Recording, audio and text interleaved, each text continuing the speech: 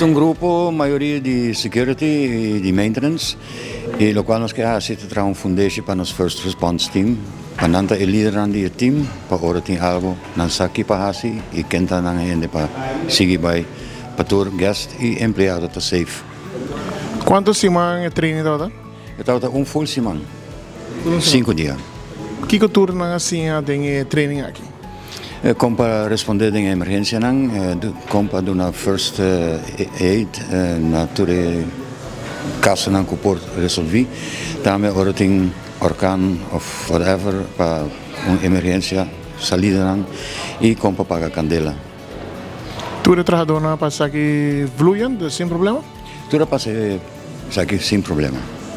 Nem caso se tem turista hay heart attack aqui nanta não por começar aqui CPR não tem ambulância na caminho? Não por começar com CPR, não tem training e nós temos defibrillator não também, que na chega de ganhar na training também para base DSA. Quanto trabalhou a receber certificado? C5. O training é tremendo, tá na echt pone hobby atenção riba lo que nós aduna. Les que nós aduna praticamente a BHV, bedrijfshulpverlener, eta encerrar CPR, AED, First Aid, e também em caso de emergência, evacuação, comunicação e também pagamento de candela. É um momento hobby ameno, nossa passa bom.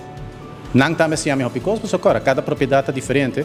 A propriedade aqui também tem custo com a minha ser assim de GP parte de evacuação que goni.